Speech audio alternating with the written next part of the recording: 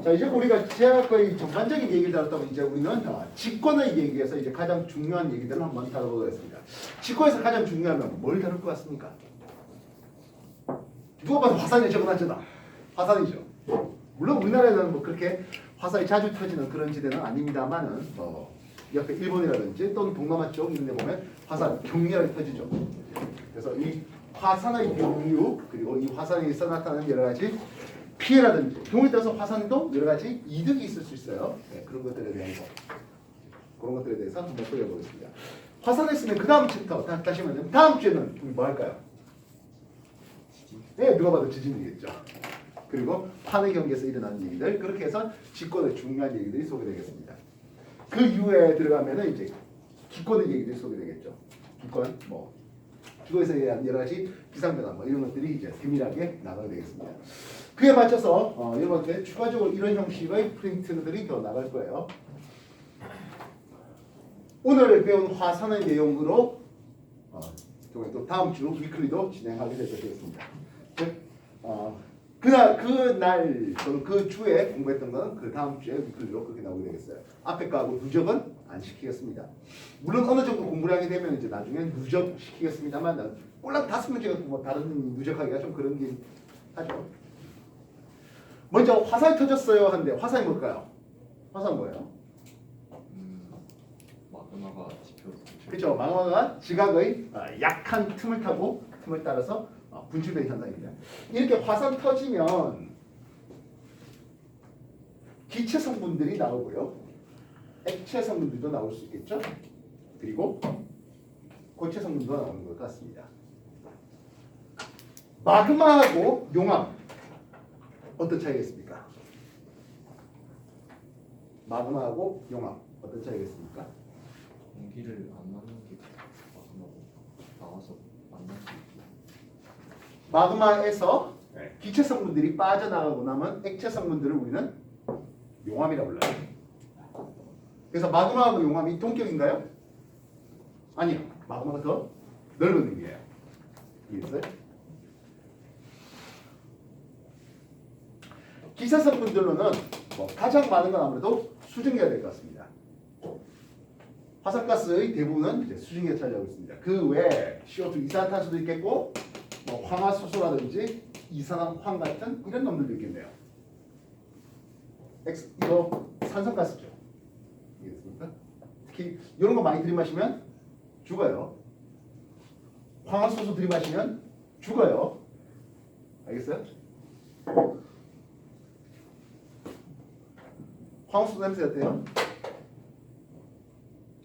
몰라요? 황화수소 냄새 중3 때 여러분들 공부한 내용에 있을 텐데 여러분 중3 물리배나 화학배나 중3 내용 공부 안 했어요? 그게 황화수소 냄새가 적혀 있어요. 계란성 냄새라고요.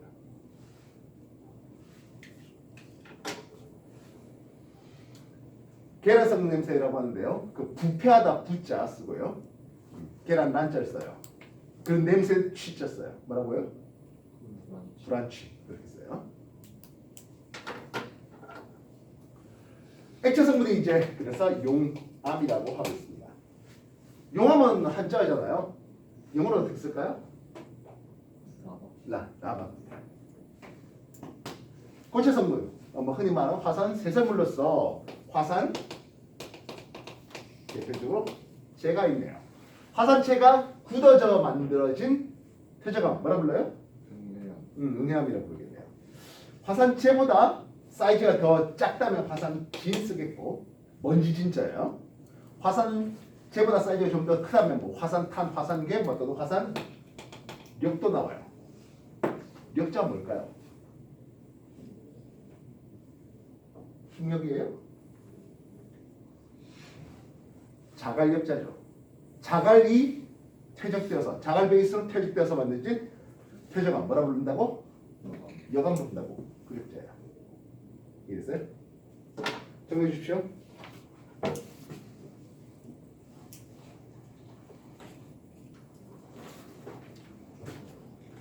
페이지 80페이지 천천히 한번 읽어봐 주세요. 사진도 이쁘게 장하게 잘 찍혀 있잖아. 이게.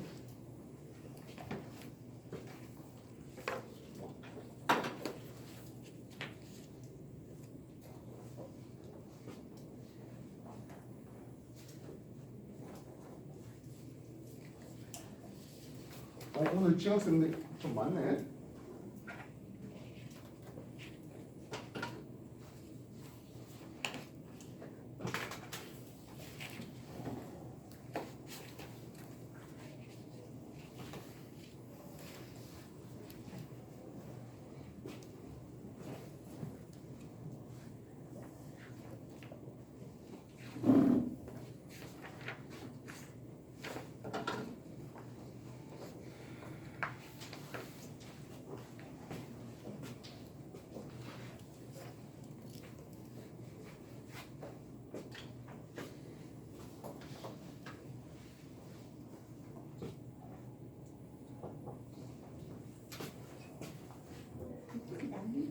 어떤 예.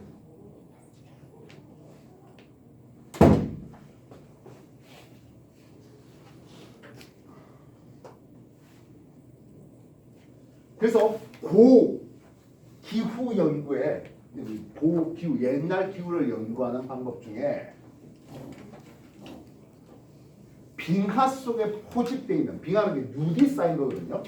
눈이 쌓인 그 눈이 굳어져서 만들어진 빙하 속에 옛날 공기가 포집되어 있습니다. 그 옛날 공기 속에 황화수소나 이산화황의 농도가 높다는 뜻은 대규모 화산이 터졌다는 생각을 줄 수 있겠고, 대규모 화산이 터졌다는 것은 전 세계적으로 화산재가 하늘을 뒤덮었다, 태양빛을 많이 가렸다, 기온이 많이 내려갔다라는 식으로 연관시킬 수 있겠습니다. 이해되셨어요?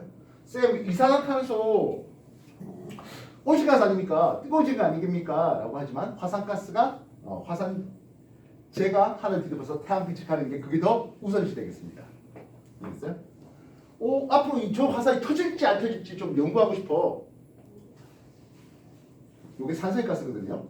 주변에 이 화수소 탐지기 또는 pH 미터기를 설치하는 거예요. 그래서 그 주변에 황화수소가 올라오면서 산성의 가스가 이상으로 올라오면서 산성의 가스가 또는 주변 물이 산성화된다면 화산 터질 수 있는 징조다, 이렇게 판단되겠습니다.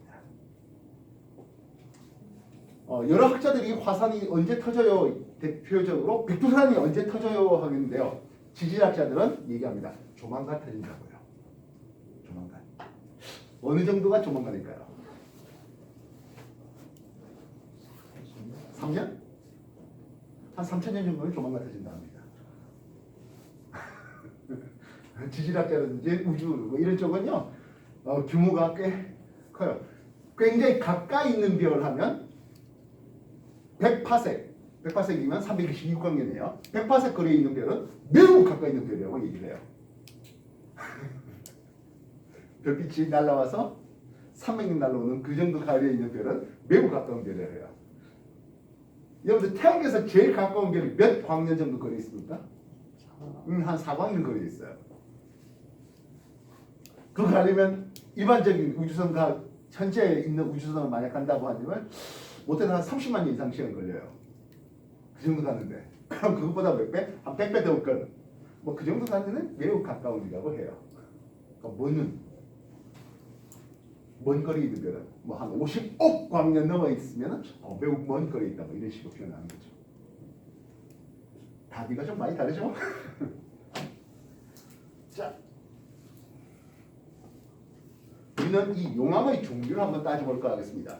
용암이 굳어져서 만들어진 암석이에요. 화산암 중에 화산암을 제시할 수 있겠잖아요. 이 화산암들 보면은요, 상대적으로 어두워야 하는 현무암과 상대적으로 밝아야 하는 유문암으로 구분될 수 있겠습니다. 그래서 이 용암의 종류가 유문암을 만드는 용암이에요. 유문암질 용암과 시큼시큼한 현무암을 만드는 현무암질 용암으로 소개해 보겠습니다. 이 유문암질 용암은 여러분 잘 알다시피 밝기가 어때요? 좀 더 밝은 상황이죠.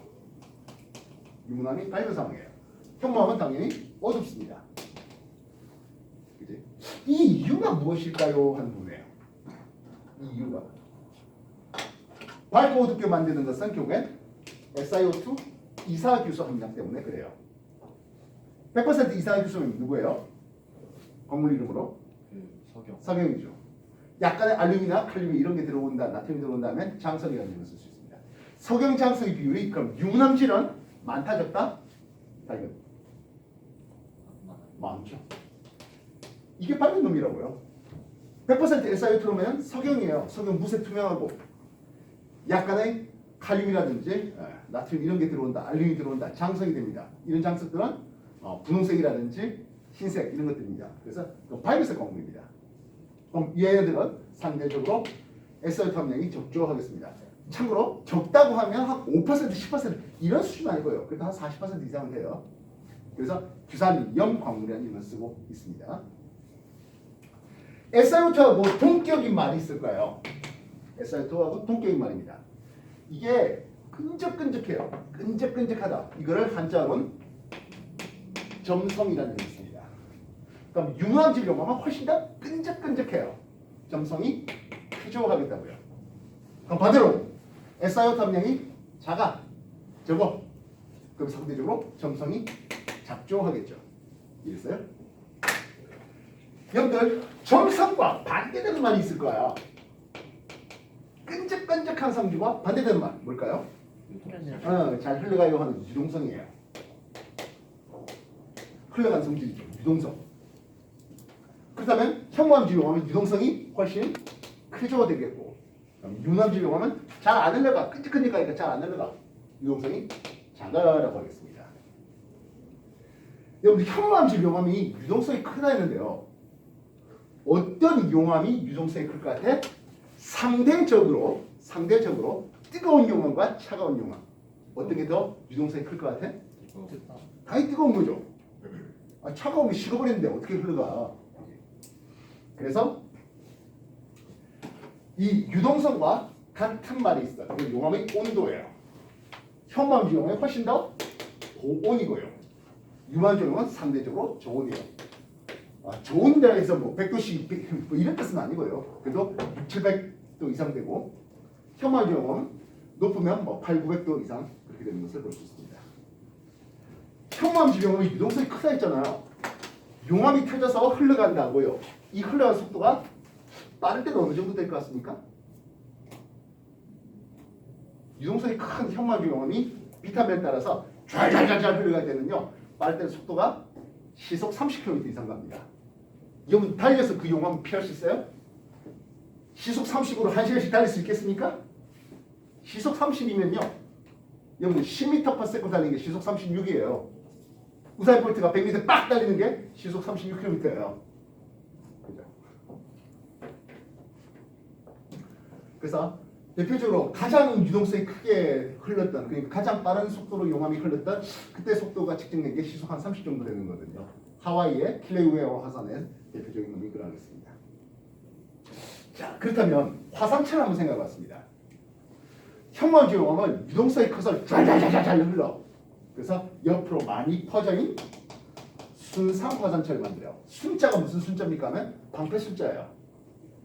방패가 뾰족하게 되어 있는 방패 봤어요? 옆으로 많이 퍼져있는 순상 화산체를 만들어요. 경우에 따라서 너무 용암의 유동성이 커서 정말 평평하게 펴지기도 하네요. 평평해요. 용암으로 평평한 넓은 땅을 만들어요. 그걸 용암 대지라 불러요. 대표적으로 개마고원이 용암 대지예요. 순상 화산체나 그래서 순상 화산체를 만들거나 경우에 따라서 아예 너무 옆으로 퍼져 있는 용암 대지를 만들어요. 그렇다면 유암질 용암은 끈적끈적해 잘 안 흘러 상대적으로 동그랗게 높게 솟아 있는 중상 화산체를 만들어요. 종 모양이에요. 이해됐어요? 정리해 주십시오.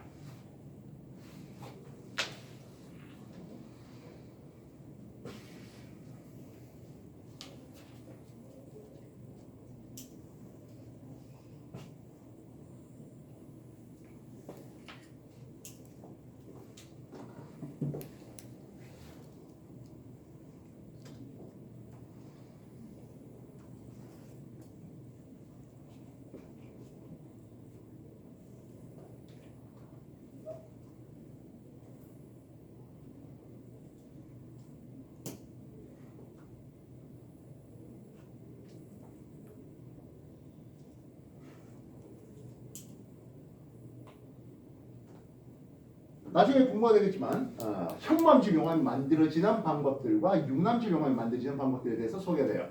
그렇게 만든 두 용암이 서로 섞여버리면 어떻게 되겠습니까? 하면 이 중간 성질이 되겠죠.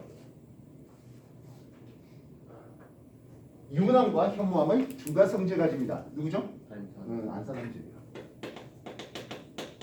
안산암질 용암은 그러면 이 사이에 중간 하겠는데 상대적으로 안산암은 조금 더 유람질에 좀 더 가깝게 나오게 됩니다. 그래서 안산암질 용암은 옆으로 퍼졌다가 높게 솟구치게 터졌다가 또 옆으로 퍼졌다가 또 이렇게 되는, 그래서 요거를 성층화산 이런 의미를 씁니다. 중요한 건 아니에요. 글자 안 보이다 너무 하지 마세요. 성층화산 이런 의미를 써요. 그래서 일본 후지산이 대표적인 성층화산으로 소개되는 겁니다.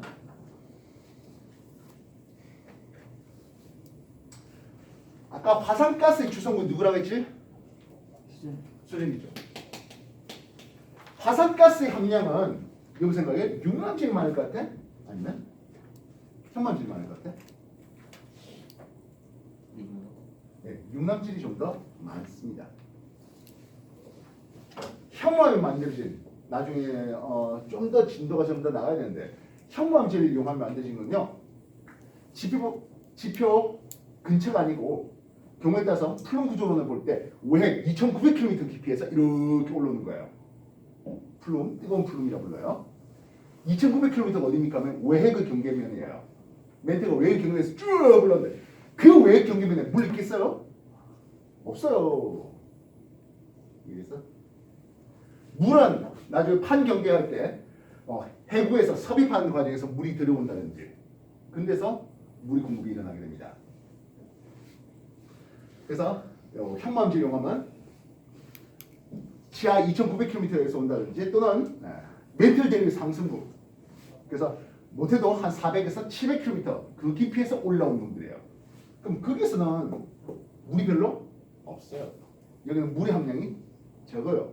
물이란 게 이제 뜨거워지니까 부피가 팽창하겠지. 압력이 작아지니까 또 팽창하겠지. 그래서 물의 함량은 융합질 용암이 훨씬 많아요. 그래서 팽창 과정에서 아주 격렬하게 폭발하는 타입이 종상화산체예요. 그래서 이게 종상화산체 이렇게 그래서 그런데 여러분이 초등학교 때 또는 유치원 때 화산을 그려라 하면 어떤 식으로 그렸습니까? 하면 아마 거의 예외 없이 이런 식으로 하면서 화산가스 팍 퍼지는 이런 그림을 그렸을 거예요. 느낌 납니까? 우리 아들 딸내미들이 이렇게 화산 그렸어요. 하면 순상화산체는 여기 유동성이 큰 놈이고 격렬히 폭발할 화산가스 함량이 상대적으로 적다 보니까 그냥 조용하게 꿀렁꿀렁 용암이 흘러넘쳐요. 그래서 조용하게 분출하는 타입이에요. 그래서 아까 말했던 하와이 킬레우에와 화산이 대표적인 그 뜨거운 열점에서 솟아오르는 거거든요. 걔네들은 뭐 경유에 펑 터지는 그런 건 없고요. 용암이 아주 쫙쫙쫙 흘러넘쳐요. 그래서 하와이 원주민들은 그런 용암들을 많이 경험하다 보니까 이게 대지의 여신의 머릿결이 그렇게 나오는 거라고 해요. 머리카락이 자랑자랑하게 샴푸질 잘했는가 봐요. 그래서 조용하게 분출하는 화산가스 함량 상대적으로 적은 놈이. 반면 이쪽은 격렬히 터지는 거예요. 그럼 전 세계적으로 이런 현무암질 용암이 터지는, 다시 말하면 순상화산체가 많이 있을까요? 아니면 격렬히 터지는 종상 또는 여기 성층화산, 안산암질 융합이 터지는 게 많을까요? 이게 훨씬 많죠.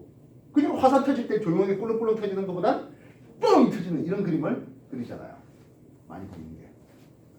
그리고 각종 뉴스에 도배되는 뭐 인도네시아에서 화산 터졌잖아, 일본에서 화산 터졌잖아, 이런 그림들이죠. 화산재 팍 올라가고. 그래서 주변 사람들 많이 피고. 왜냐하면 이게 터질 때 화산가스만 있으니까면 이게 누구야? 화산 세설물이에요. 화산재 날라오는데 여러분 화산재 아름답다 하고 있으면 될까요? 화산재를 들이마시면 어떤 일이 벌어질까요? 화산재는 그냥 나무탄 재가 아니에요. 화산재는 돌이에요. 돌 성분이에요. 뾰족뾰족해요. 사이즈는 작은데 뾰족뾰족해요. 흙이 때문에 폐에 팍 박혀서 안 나와요. 무슨 뜻이 알겠어요? 폐가 작살나는 거예요. 화산재 좀 많이 들어보시면 폐 기능 제로 됩니다. 숨 쉬어요. 뭔 말인지 알겠어요? 바늘처럼 뾰족뾰족한 아주 세밀한 암석 가루예요. 그게 흙이 되면 폐기능 못해요. 이해됐어? 그리고 좀 더 사이즈 큰 거면 화산탄, 화산괴 했었는데 이만 돌덩어리가 시속 100 이상의 속력으로 날아와요. 그래서 예전에 올라왔던 동영상 중에 하나가 일본에서 화산 팍 터지는데 동영상 찍고 있어요. 사람들이 이렇게 사진 찍고 있어요. 여러 사람 사이에 갑자기 뭔가 하나 쑥 지나가요. 뭐 지나간다고요? 그 정도 속력이 나가요. 안 맞아서 그렇지. 그거 맞으면 어떻게 돼요? 죽어요.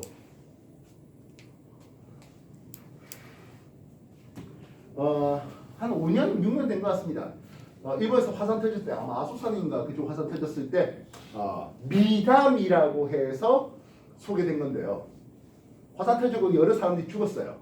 그때 어린아이를 안고 남자 어른이 이렇게 덮으면서 남자 어른은 이제 후두부가 쾅 광타돼 갖고 다시 말해 화산탄 맞아 갖고 죽은 사진이고 밑에 아이는 화산가스에 지식사예요. 아마 그렇게 보호하겠다고 자기가 했지만 어차피 그 화산 터질 때 산소의 그 가스 엄청나게 나오기 때문에 그 주변에서는 호흡으로 죽는 경우들이 많죠. 다시 말해 화산 터질 때는 재밌겠다고 이쁘겠다고 가까이 지지 말란 거죠. 빨리 도망가야 돼요. 정해 주십시오.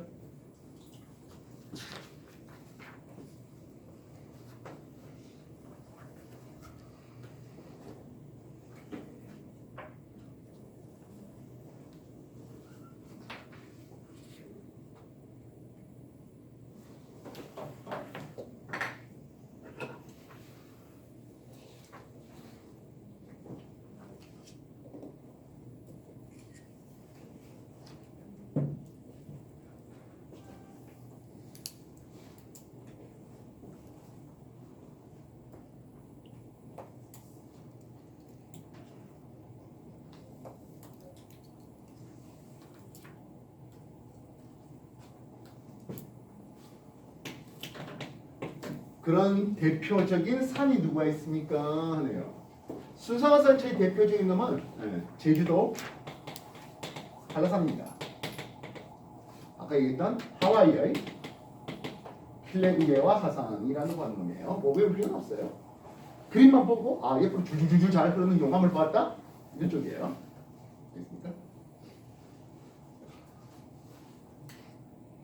그리고 요즘 들어서 핫하게 떠오르는 이런 현무암질 용암이 떨어지는 게 아이슬란드예요. 그런데 아이슬란드가 어디 있는지는 지난번에 한번 소개해 본 적이 있을 겁니다. 대서양에 그래서 유라시아판과 그리고 북아메리카판이 벌어지고 있는 그 과정이에요. 그게 아이슬란드가 한가운데 있고 아이슬란드 양쪽이 그렇게 찢어지고 있는 과정이에요. 그 동네는 알았지만 현무암질 용암 터져요. 격렬하게 터지지는 않거든요. 그러니까 용암 터진 것을 옆에 사람들이 쳐다보고 경우에 따라서는 이제 용암이 어느 정도 식어지고 있었을 때 그래서 소세지 구워 하는 관광지이에요. 그리고 옛날에는 이런 화산 터질 때 어떻게 해야 됩니까? 하면 화산학자들이 직접 헬기 타고 사진 찍어요. 이거는 그나마 낫네요. 이건 어떨까요? 아까 말했던 화산탄 날라와서 헬기 깨지고 화산학자들 죽고 지난 맞아요. 그럼 요즘에 어떻게 할까요? 여전히 헬기 타고 찍을까요? 아니 요즘 드론이 얼마나 좋아요. 그래서 아마 유튜브 이런 쪽에 보면 아이슬란드 치면 화산 터지면 나올 게 있을 거예요. 드론이 용암이 이렇게 흘러내리는데 쫙까지 따라가고 툭 찍어줘요. 그리고 막판에 용암 퉁 터지는 그런 장면이 나와요. 나중에 한번 검색해보세요. 쉬는 시간에. 물론 사람이 이걸 직접 하다가 뒤집어내면 큰일 나죠.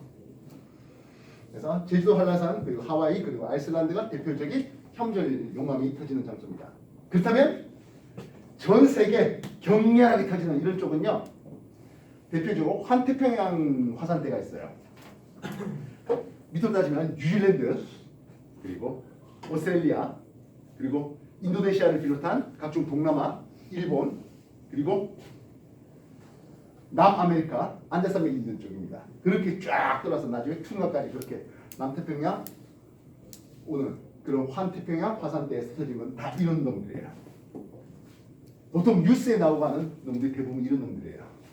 그래서 아까 말했던 성추화산의 대표적인 놈이 이쪽은 일본의 후지산 쪽을 얘기하겠고요. 유난지경만 터지는 거 하면 아까 말했던 각종 환태평양에 있는 데도 보면 유문 또는 안산질 화산들이 많이 터지고 있어요. 추가적으로 제주의 산방산이라는 놈이 나오는데요. 우리한테는 제주 산방산의 사진 있습니까? 사진으로 보는 것보다는 훨씬 밝은 흰색이에요. 사진보다 훨씬 밝아요. 직접 가보셔서 눈으로 보면요. 내가 제주도를 딱 한 번 가봤는데요. 그때 한 번 본 적이 있습니다. 사진으로 본 것보다는 훨씬 더 밝아요. 정리해 주십시오.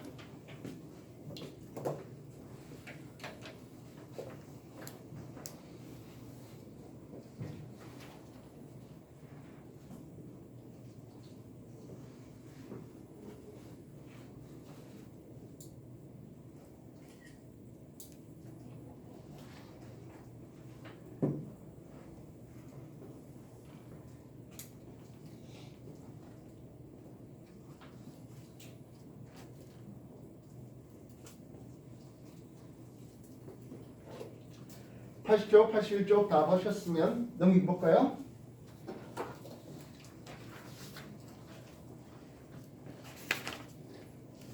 그래서 대표적인 화산 지형들 하면서 가장 옆으로 유동성이 커서 많이 터진 화산 대지부터 시작해서 종상화산지까지 소개되는 것 같습니다.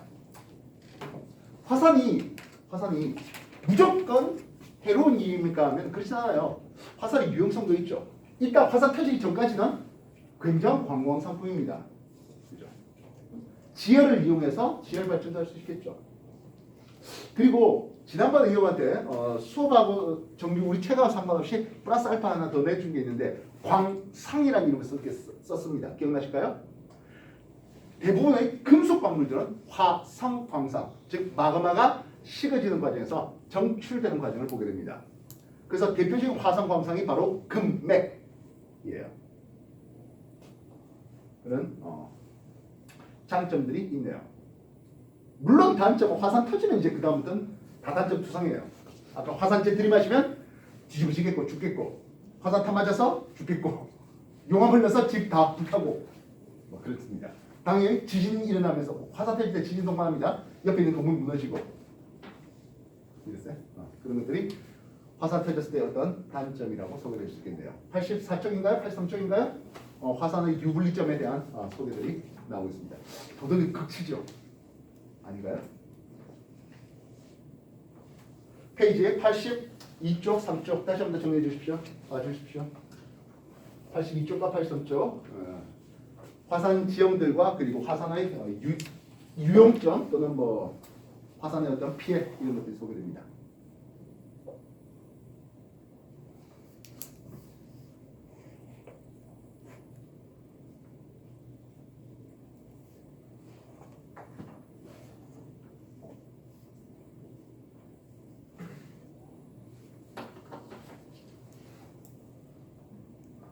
나중에 판의 경계에서 각종 화산들의 성질들에 대해서 또 역시 연결해야 되는 놈들이에요.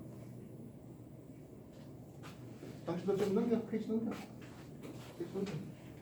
그쪽 페이지 더 뒷페이지 넘겨. 83, 84쪽 얘기하고 있잖아.